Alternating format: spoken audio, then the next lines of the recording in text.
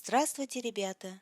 Прослушайте сказку Владимира Сутеева «Под грибом». Как-то раз застал муравья сильный дождь. Куда спрятаться? Увидел муравей на полянке маленький грибок. Добежал до него и спрятался под его шляпкой. Сидит под грибом, дождь пережидает, а дождь идет все сильнее и сильнее. Ползет к грибу мокрая бабочка. «Муравей, муравей, пусти меня под грибок!» Промокла я, лететь не могу. «Куда же я пущу тебя?» — говорит муравей. «Я один тут кое-как уместился. Ничего, в тесноте, да не в обиде».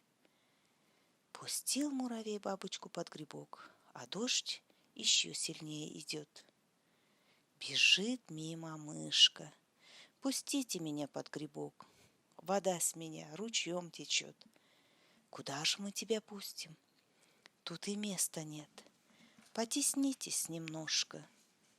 Потеснились, пустили мышку под грибок, а дождь все льет и не перестает.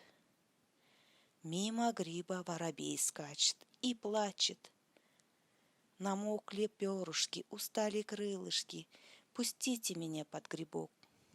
Обсохнуть, отдохнуть, дождик переждать. Тут и места нет. Подвиньтесь, пожалуйста, ладно?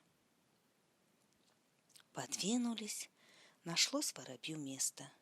А тут заяц на полянку выскочил, увидел гриб. «Спрячьте!» — кричит. «Спасите! За мной лиса гонится!»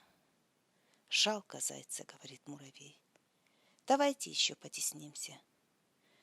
Только спрятали зайца, лиса прибежала. «Зайца не видели?» — спрашивает. «Не видели». Подошла лиса поближе, понюхала. Не тут ли он спрятался? Где ему тут спрятаться? Махнула лиса хвостом и ушла. К тому времени дождик прошел.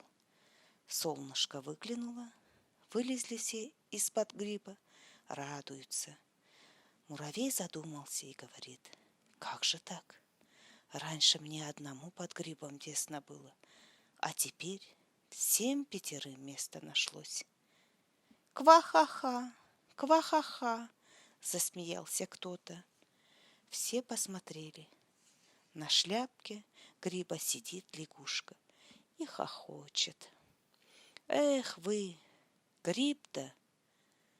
Не досказала и ускакала.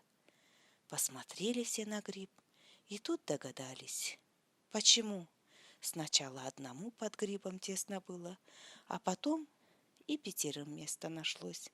А вы догадались?